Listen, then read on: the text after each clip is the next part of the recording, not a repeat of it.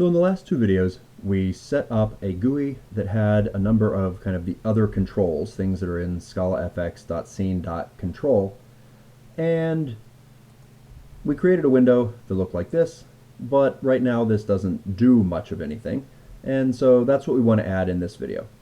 I want to make it so that clicking Advance and Decrement sets the progress value.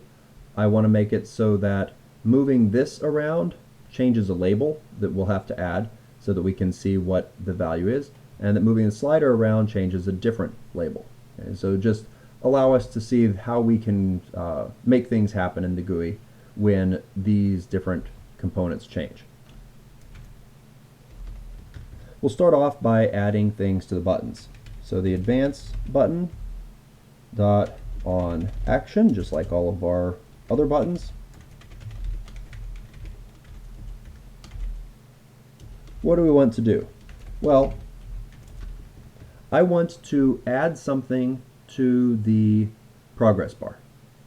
And so I'm going to say progress dot, and it turns out, and we can go look in the API here, my choice of variable names might seem a little bit confusing because it turns out that the value stored inside of the progress bar is called progress, and it's a double property there. So yes, I have to say progress equals,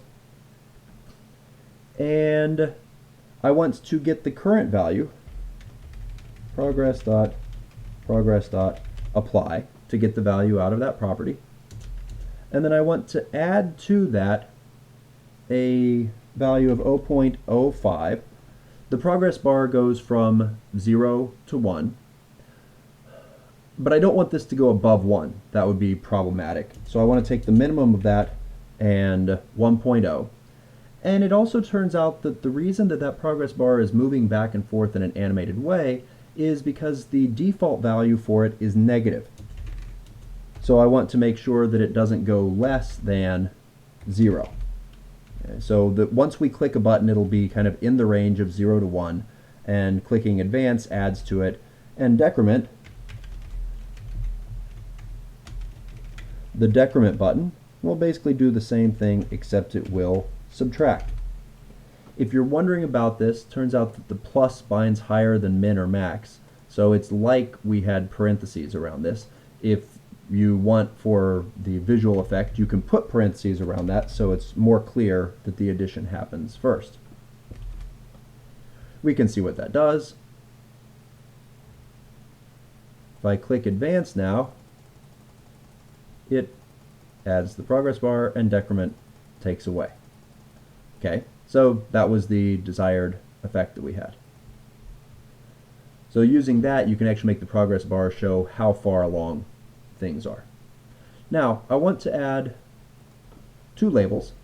One of them is below the scroll bar, and one of them is below the slider. So let's add we'll call it the scroll label, is a new label, and I'm going to start off with the empty string in there. Where is it going to go? Well, it's going to go right below the scroll bar.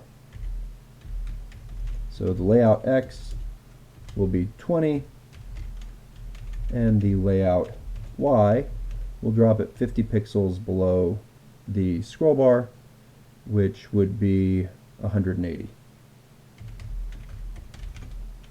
Okay, and then we need to make sure that we add that into here.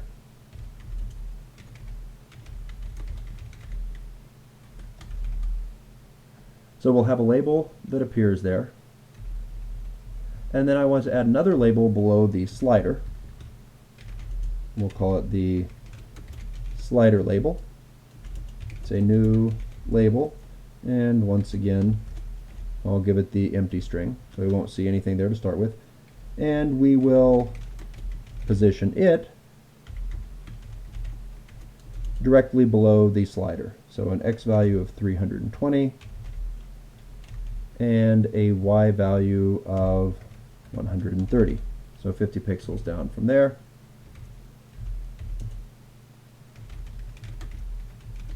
slider label. Let's make sure that that code is happy. Now what I want to do is, and since the labels don't appear, we can't see them since I made them empty strings, but what we want to do is come down here and add code that will make it so that when we change the scroll bar, the scroll label will tell us what it is set to, and so when we change the slider, that will tell us.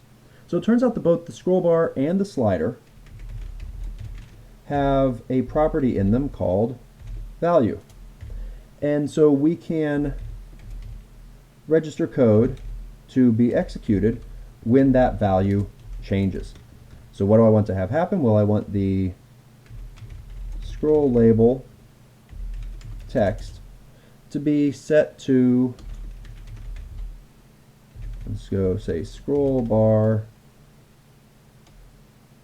colon space, and then the value that we get out of the scroll bar dot value, and since I actually want a double here and it is a property, I call apply. We'll copy those 3 lines, and it turns out that the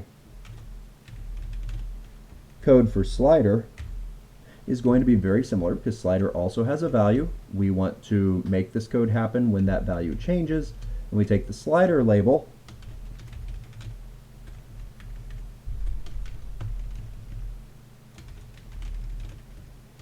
and set it equal to the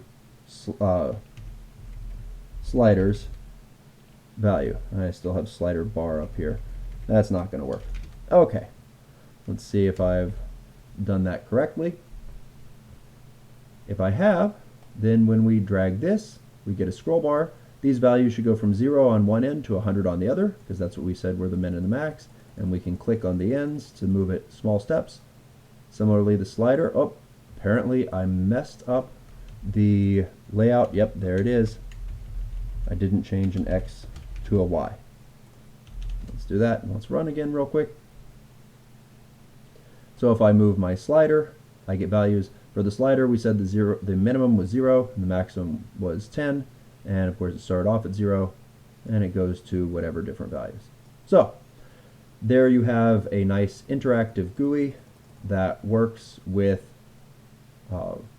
these other elements, our toolbar, our progress bar, our scroll bar, and our slider. And at this point, you have seen all of the main controls that are part of ScalaFX.